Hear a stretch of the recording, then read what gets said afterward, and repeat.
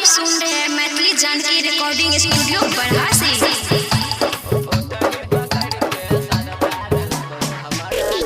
Music by DJ Umesh, Shukipur बाजार।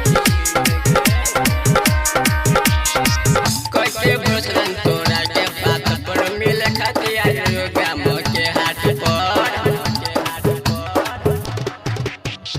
कैसे भोजन तोरा के बात पर मिल खतिया गाम के हाट पर। खिंचत रही फोटो तोहर भैया को देख गे। खिंचत रही फोटो तोहर भैया को देख गे।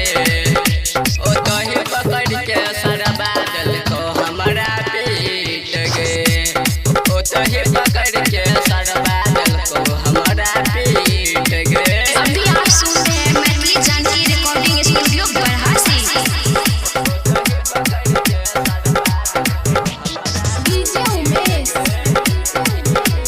शुकीपुर बाजार।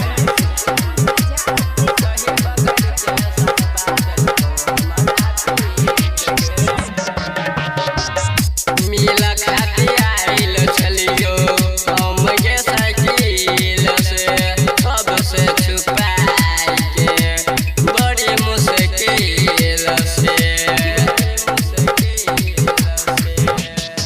मिला खाती आइल छलियो हम के साइकिल से सबसे छुपाई के बड़ी मुश्किल से।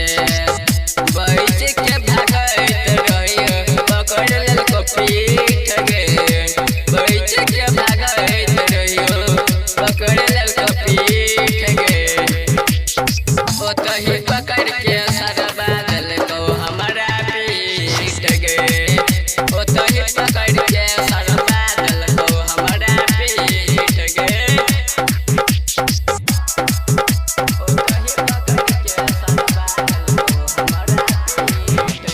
डीजे उमेश, शुकीपुर बाजार।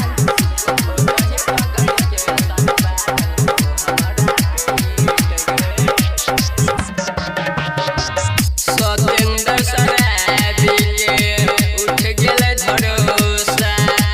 सत्यम सुमन के दिल के प्यार में धोखा।